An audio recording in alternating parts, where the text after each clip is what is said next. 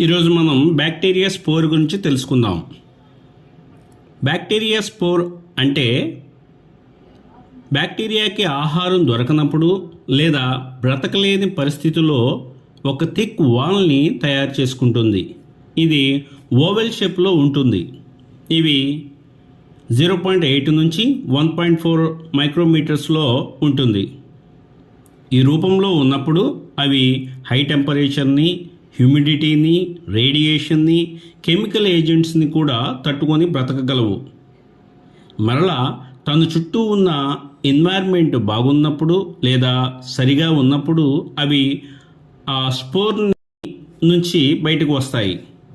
ఈ spore bacteria తక్కువగానే ఉంటాయి. వాటిలో మనకు బాగా తెలిసిన బ్యాక్టీరియా క్లోస్ట్రిడియం టెటానై. దీనికి టీటీ ఇంజెక్షన్ని వాడతాము.